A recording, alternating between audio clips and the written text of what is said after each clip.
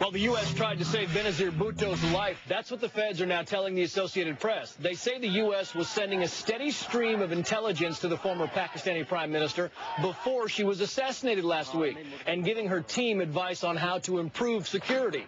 But at least some of that advice was apparently never taken. Bhutto's killing has caused new turmoil in Pakistan, a nuclear power and a key U.S. ally in the war against al-Qaeda and the Taliban.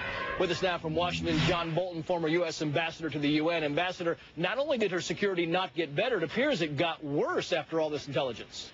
Well, pretty significant, number one, in that we had a pretty good idea that she was at risk, and yet nonetheless supported her effort to get back into Pakistan and hold these elections. Obviously, that cost-benefit calculation went tragically wrong, but significantly also, both she and President Musharraf were being briefed on these risks. I think that undercuts the criticism some have made of Musharraf that he didn't give her enough protection. Well, what about herself, giving herself protection? I mean, we've looked at all the videos, Ambassador, and there's, you know, when you see these guys raising the guns, you see the crowds, there's no cops pushing these people back. If that was in the United States, those people would have been nowhere near that car.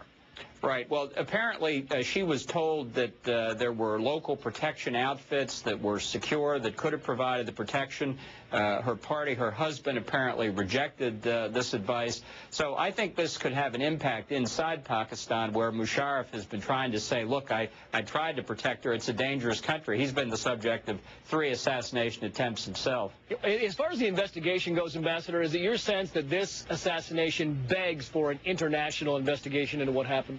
Well, I don't think there's any doubt at this point that the way the government has mishandled it, Musharraf, in his own best interest, should bring in somebody, and the reports are that perhaps Scotland Yard will be called in. Let's get a clear autopsy. Let's at least find out the cause of death for Mrs. Bhutto and then go from there. But I think, you know, mishandled, I don't even know if it was mishandled, Ambassador. I mean, this thing wasn't even handled. This thing wasn't even attempted. They started washing down the evidence. All of a sudden, the body was in and out of the hospital within hours. It's not even like they put a lock on the investigation.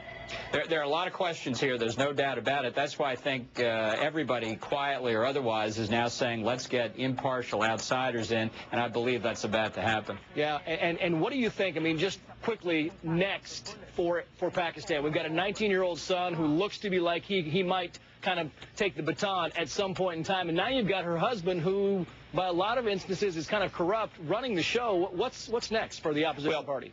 It looks like the government is about to postpone the elections. Perhaps we'll hear that definitively tomorrow. I think that makes sense. I think what we need is a time out here. Emotions are running high. The country's just not technically ready for an election. Let's take 6 weeks or so, hope things calm down, and see if we can get a straight election. Yeah, we're hearing a month, and you don't think that's enough time?